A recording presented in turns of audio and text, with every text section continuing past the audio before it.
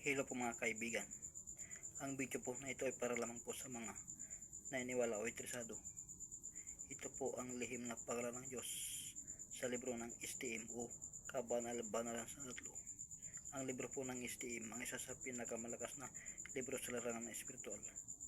Dito niyo makita ang kaunanahang anyo ng Infidious o Diyos na walang hanggan sa inyong mata na may pakpak.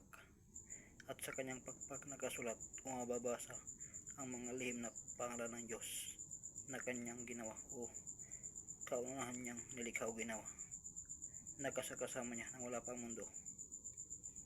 Sila po ang tinatawag na poder o kapangyarihan.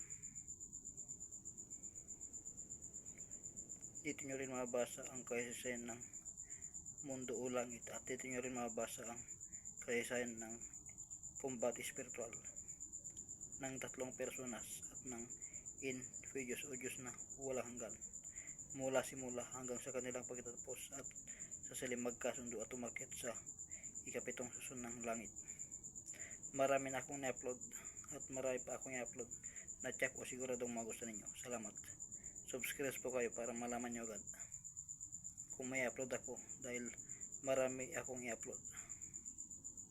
Dito nyo malaman ang tunay na laman ng libro ng STM o Kabanal-Banalan sa Tatlo.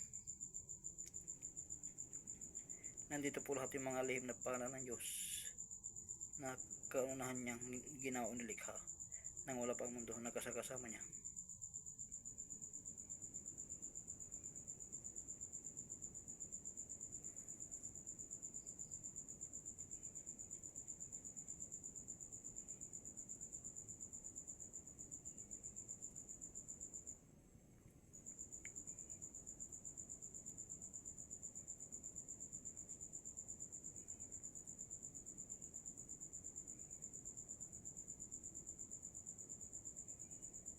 Maraming kahulugan ang STM, napakarami.